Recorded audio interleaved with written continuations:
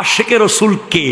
আশিকে রসুল সে যে তার প্রতিটা কর্মকাণ্ডের জন্য আল্লাহ এবং রসুলের দরবারে জবাবদিহিতার ভয়, আদবের ভয়। মায়ের ভয় পরে, আগে আদবের ভয়। আল্লাহ আমি এটা করতেছি, আল্লাহ তো বলেছেন ইন্না আরসালনাকা শাহিদাও ওয়া মুবাশশিরাও ওয়া নাযীরা। আল্লাহ আমার নবীকে শাহেদ, সাক্ষী করে পাঠিয়েছেন। সাক্ষী মানে কি? যিনি চোখেও দেখে, কানেও শোনে। আমার নবী আমাদের প্রত্যেকটা কর্মকাণ্ড চোখে দেখছেন, কানে শুনছেন। এমনকি আমার নবী স্পষ্ট সহিহ হাদিসে বলেছেন হায়াতি খায়রুল লাকুম ওয়া মামাতি খায়রুল লাকুম, হায়াতি খায়রুল লাকুম তুহাদ্দিসুনা ওয়া নুহাদ্দিসু লাকুম। আমার জিন্দেগিতে থাকা, আমার জাহিরি হায়াতে থাকা তোমাদের জন্য উত্তম। তোমরা আমার সাথে কথা বলেছো, আমি তোমাদের সাথে কথা বলেছি। ওয়া মামাতি খায়রুল লাকুম, আমার জাহিরি হায়াত থেকে রওজার হায়াতে চলে যাওয়া, এটাও তোমাদের জন্য উত্তম। তুরাদু আলাইয়া আমালুকুম, তোমাদের প্রত্যেকটা কর্মকাণ্ড আমি নবীর সামনে পেশ করা হবে। আপনি যদি মনে করেন যে আমাকে আল্লাহ দেখছে, আমার নবী দেখছে,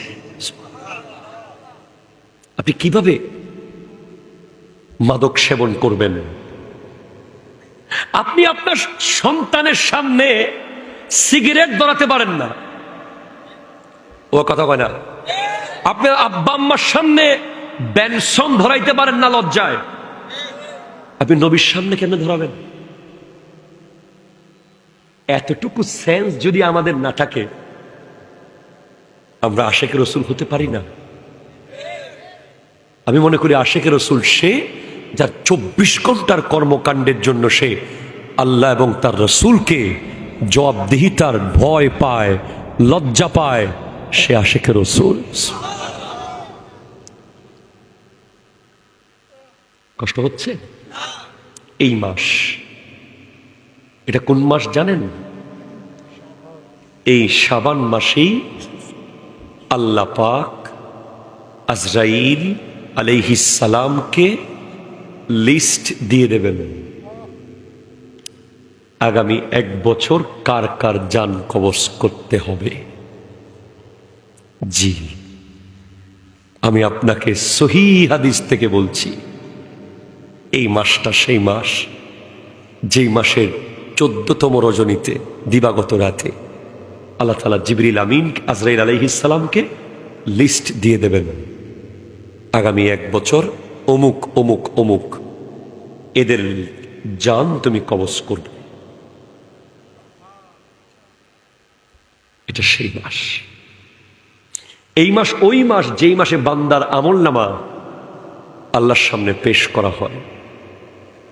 আমি আমার যুবক ভাইদের কাছে করজোরে মিনতি করব, আপনার আমলনামা যখন আল্লাহর সামনে পেশ করা হবে, তখন যেন আপনি সিনেমার স্ক্রিনে না থাকেন, তখন যেন আপনি মাদক আসক্ত না থাকেন, তখন যেন আপনি বেগানার সাথে মোবাইলে কানেক্টেড না থাকেন, তখন যেন আপনি লাখে 10,000-এর ভিতরে না থাকেন, তখন যেন আপনি ঘুষের ভিতরে না থাকেন, তখন যেন আপনি জুলুমের ভিতরে না থাকেন, তখন যেন আপনি খেয়ানতের ভিতরে না থাকেন। যখন আপনার আমলনামা যাবে, তখন হয়তো আপনি সেহরিতে, অথবা আপনি ইফতারে, অথবা আপনি সিজদায়, অথবা আপনি রুকুতে, অথবা আপনি উযু করছেন, অথবা আপনি সালাম দিচ্ছেন, অথবা আপনি বাবা মার খিদমত করছিলেন, অথবা আপনি নবীজির দুরূদ পড়ছিলেন। সে সময় যেন আপনার আমলটা আল্লাহর দরবারে যায়। এজন্য অন্তত অ্যাটলিস্ট আগামী 27টা দিন, আগামী 25টার মতো দিন বাকি আছে শাবান মাসের, প্রতিটা দিনে এমন সাবধানে চলবেন যেন এই চকরিয়া লাল ব্রিজের এলাকার মানুষ অবাক হয়ে যায়, কিভাবে তারা এত পাল্টে গেল। পারবেন না? একটু হাত তুলেন, পারবেন কিনা ইনশাল্লাহ বলেন না।